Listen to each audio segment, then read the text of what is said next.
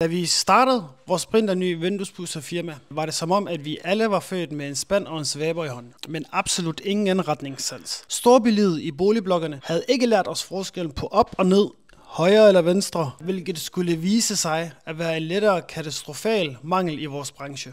Den første dag sendte vi vores ivrigste, men desværre mest geografisk udfordrende medarbejdere ud for at pudse kundernes vinduer. Bevæbnet med svaber og en urokkelig selvtillid gik han målrettet i gang. Problemet opstod, da hans indre kompas led ham direkte til naboens vinduer i stedet for kundens. Han vaskede ikke bare et sæt vinduer forkert, han gjorde det ved 4 forskellige kunder den ene dag. Kunden fik sig en overraskelse, da de opdagede deres naboers funklende rene vinduer, mens deres eget stadigvæk var beskidte, fyldt med støv og snavs. Vores medarbejdere, stadig lykkelig uvidende, sendte fakturer til hver af de kunder, stolt over dagens hårde arbejde. Vores firma kan nu prale med at være byens bedste vinduespudser, altså for naboerne. Vi overvejer derfor at ændre vores slogan til, at vi rammer måske ikke rigtigt hver gang, men vi rammer i det mindste rent.